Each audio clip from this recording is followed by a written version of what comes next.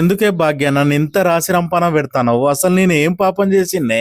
బెల్లం కొట్టిన రాయలేక కూర్చొని కుయ్యవానో కయ్యవానో ఏదో ఒకటి చెప్పే. ఇట్లా మూగేశం వేసి కూసోకే సప్పుడేక ఇంట్లోకెళ్ళి వెళ్ళిపోమ్మంటావా చెప్పు, సంబరంగా పోతా.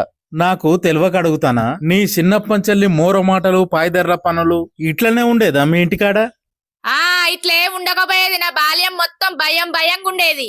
రోడ్డు మీదకి పోతే భయపడేది, గట్టిగా గాలెత్తే భయపడేది, ఎవరన్నా నన్ను చూస్తే వాళ్ళ కండ్లకు భయపడేది, ఒంటరిగా ఉన్న భయపడేది, జనంలో పోతే భయపడేది, నా చిన్నతనంలో మా అవ్వయ్యకు భయపడేది, నేను ఇంటికి చిన్నదాన్ని కాబట్టి మా అన్నకు మా అక్కకు కూడా భయపడేది. మరి అంతగానం భయపడిందని విని నన్నెందుకే గోస ఊచుకుంటావు?